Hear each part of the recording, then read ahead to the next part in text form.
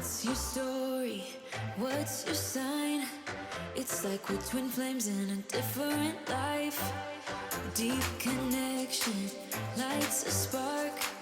It's like you know me in the depths of my heart. We're dreamers. Don't care what other people say. We're living like this could be our final day. We're dreamers. Don't care what the others say. We're doing this in our own way. We come alive in the nighttime. It's something about how we dance in the moonlight. That look in your eyes, it tells me that you want me and all my loving. We come alive in the nighttime. You and I, we come alive.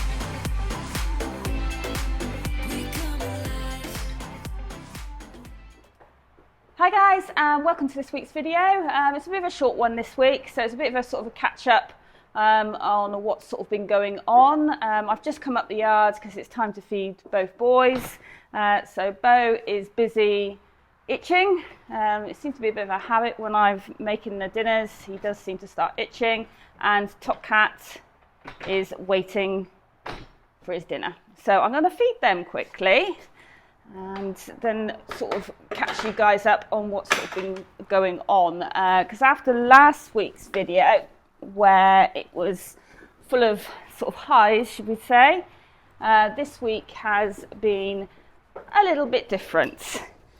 We have definitely had the lows this week. That's not yours, yours is over there. It's like feeding time at the zoo. Beau hasn't been 100%. I did actually end up having emergency call out vet.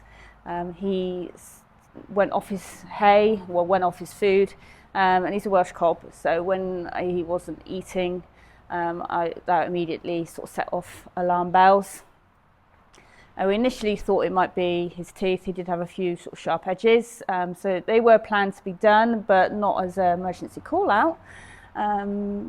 Bless him. So they were sort of dealt with, and then once he came around for sedation, he was still very uncomfortable, and he didn't really know what to do with himself. He was pacing around a bit, and I immediately started to think, oh, he's got colic now.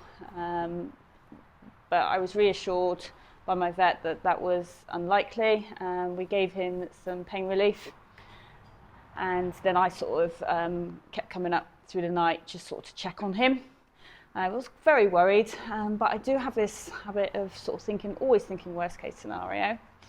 I don't really need itching, and you're a bit rough. So after that, we did sort of think, well, perhaps it's something else with the teeth, possibly a tooth root abscess. He did have a very small area on his face, which I initially thought was like a fly bite. But did wonder whether that might be a sort of sign that there could be an abscess there. But on sort of further investigation, it's been found that it was actually his tongue. And he somehow, whether he'd eaten something he shouldn't have, but it was almost a bit like burn down his tongue. And it immediately had started to sort of heal. It was showing signs of healing well. So not quite sure what he did or what he ate, more to the point, which is a little bit concerning, whether it was obviously something out in the field. I am very careful and I make sure, well, I poo pick every day, so I check around the field and make sure there's nothing there that shouldn't be. But whether it was something in the hay, I don't know. But bless him, he was very uncomfortable. So he's had a bit of a short course of painkillers. We are okay on that because we haven't got any competitions coming up, and I think it's about a 7-day withdrawal period, and we're well within that. I think it's still a few weeks off before the Area Festival Champs, although we're sort of a little bit umming whether we'll be going to that, whether we're ready. But we'll see. So I've just literally sort of just started back riding him. I made the decision, funny enough, that actually before I even start riding him, I'd clip him out. Which some people might think, oh, that's a bit daft. If you're not riding, why would you clip him? But he was getting quite a thick coat, and the temperature has been quite warm. So I made the decision to clip him now, because if it is quite sort of mild and warm, and he works, once he's been clipped, he will come up in hives. Excuse you. So that's why he's been clipped. So.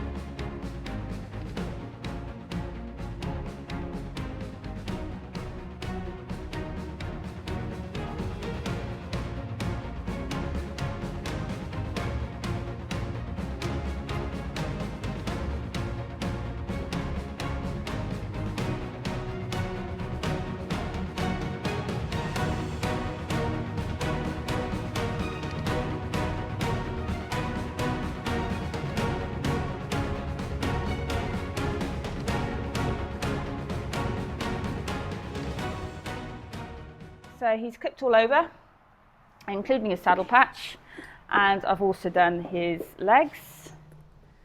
So I blended his legs. He's got a few sort of areas where he's got a couple of little lumps and bumps. That's probably where he's been digging. And he also had his face clipped out because of the area that we wondered whether it was sort of signs of an abscess. I did sort of get the trimmers on that and clip that area to have a bit of a look.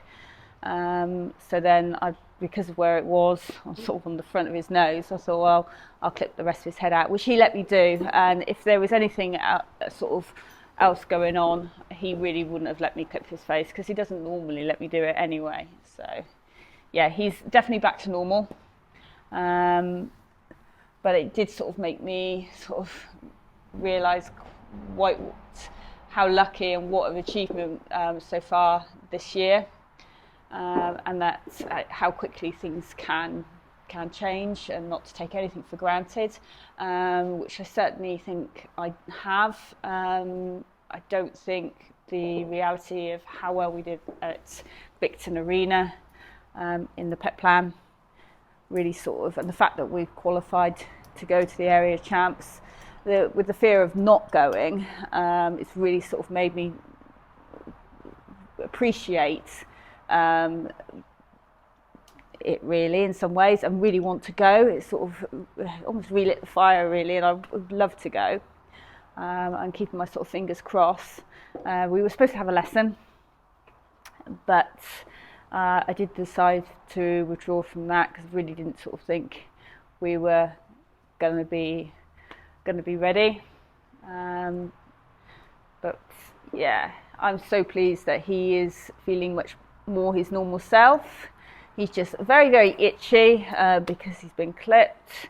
Unfortunately, he does get very, very itchy, and then he will dig and bite himself and make himself sore. But if I left him with his full coat, he would get hot and irritable as well. So yeah, he does need clipping for work. Yeah, that's our sort of what's been sort of going on. So quite a short video. Top Cat, he's actually here, just hoovering up. Aren't you, Top Cat? He's not at all interested. No, I'm gonna have, yeah, Beau's gonna play with my hair now. So he's also had his teeth done. So yes, they had a bit of a MOT this sort of last week or so. But hopefully that's all the sort of drama out of the way, and we can sort of move on now. But with horses, who knows? But I'm sure you guys are the same, that it is a bit of a worry when they're not quite themselves and they can't tell us what's wrong. But Beau was doing his best to sort of tell me. I knew as soon as he wasn't eating properly that was a problem, because he's a Welsh cob. And yes, food is a big priority for him. Priority and scratches, isn't it, both? Definitely, yeah. Bless him. So, yeah. Yeah. But it's so nice that he's feeling his normal grumpy self. That was the other thing, he wasn't quite so grumpy, so that definitely is another sort of alarm bell. If you ever see him at a competition, he's a lot more friendly than he is at home. he loves attention when he's at competitions. I think he likes showing off, but at home he can be a bit grumpy. He's waiting to go out in the field. So I better get their rugs. It's actually just beginning to get dark. So still out at night. Beau was finding it easier to eat the grass out in the field, and until the weather sort of changes, I would quite like to keep them out at night as long as possible. But we'll see. Hopefully the weather will hold. I'm very lucky because of our setup. We have mainly sort of on concrete yards, and we've got this lovely stable block. So I shouldn't really complain about the winter. I'm very fortunate with the facilities I've got, but I get cold and wet, and I hate that.